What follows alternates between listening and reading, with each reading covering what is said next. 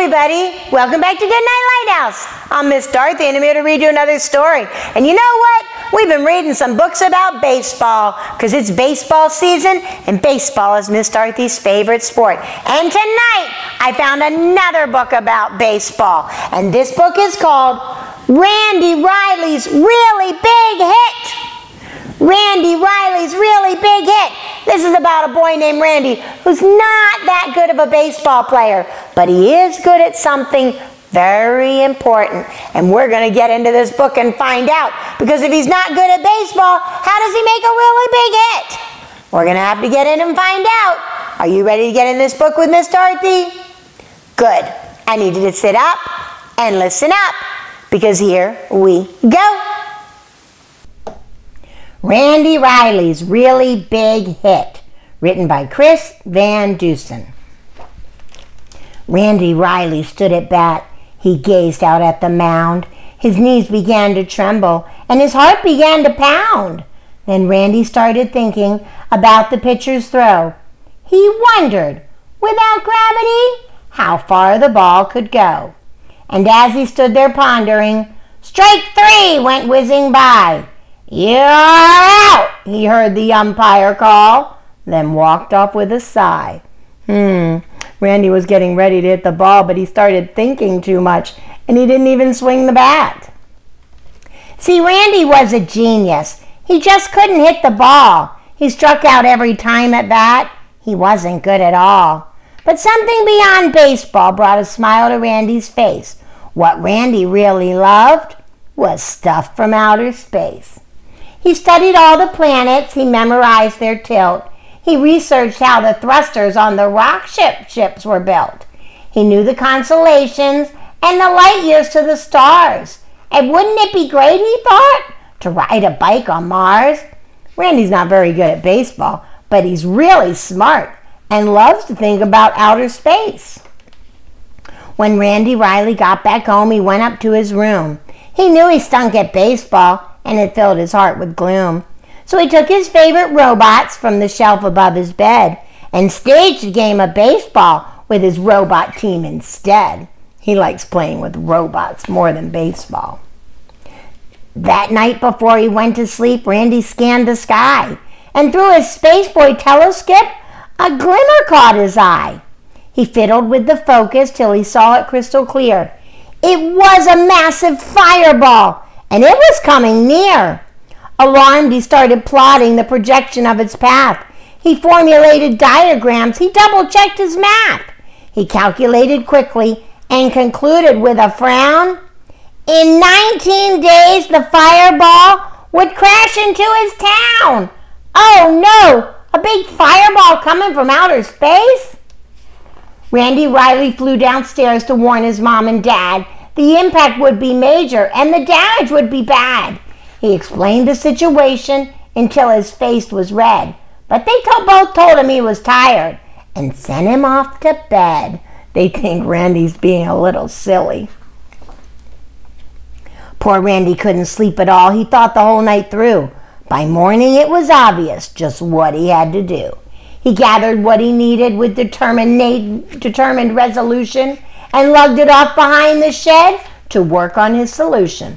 Nobody believes him, but he's going to fix the problem. Randy toiled for 18 days while other kids had fun, but he was on a mission, so he worked till he was done. He's working hard on something. He's not even going to play baseball. At breakfast on the 19th day, the news announcer said, "This is a special bulletin. Emergency code red. A fireball's approaching.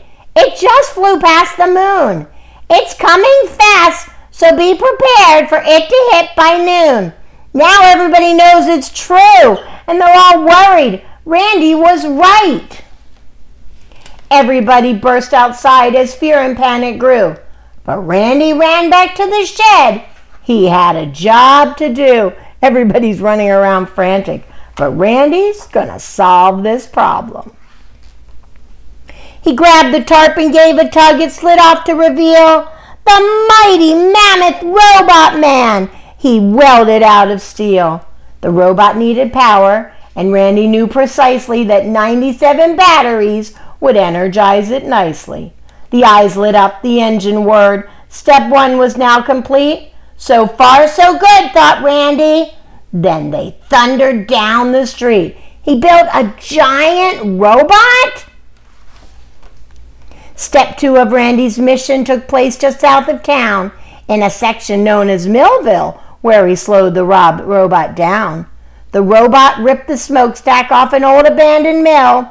Then Randy turned the throttle knob to march him up the hill.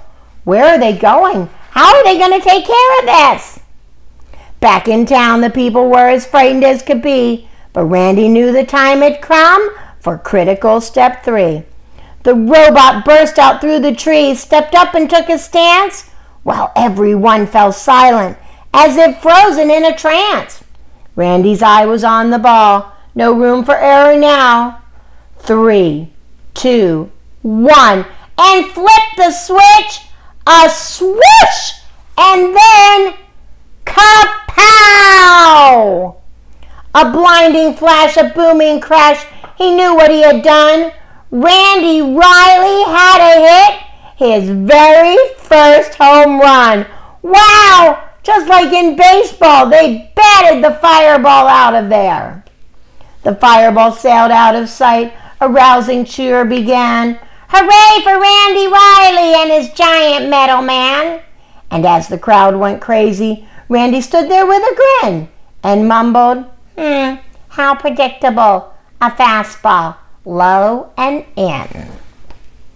When things returned to normal after Randy saved the day, he went back to the baseball field to join his friends and play. And though he swings in earnest, he rarely hits the ball. But that's okay, 'cause Randy's had the biggest hit of all. Wow! Randy and his robot really saved the day. Randy built this giant robot because there was a fireball coming down to Earth. And so he made a big, giant baseball playing robot that knocked it out of the sky, and everybody was safe. And then he went back to playing baseball himself. He's still not really good, but he's having fun doing it, and everybody's happy with him because of his really big baseball playing robot. This was a good book, a fun book. I love baseball books, and I love reading that one to you. And I love that Randy, even though he's not really good at baseball, he keeps trying. He keeps going back to play, and even more important than that, he figured out what he is good at. He's good at building things. He loves looking at the stars. You know, you don't have to be good at everything. You need to find out the thing that you love to do. And whatever you do, you need to work hard, you need to practice, you need to keep trying. Remember, we are not quitters. No matter what happens, no matter if you even strike out, we are not quitters. It's okay. Just keep trying. You remember that, but tonight, I need you to remember that as you jump into bed. I need you to slide under those covers, get cuddled up, curled up, ready for a really good night's sleep. And tomorrow, if you're out on that baseball field, remember, you've got a coach. And whatever that coach says, obey, and obey right away. And then come back and see Miss Dorothy. I'm going to be sitting right here, ready to read another book to you. Bye! Thanks for reading with Miss Dorothy.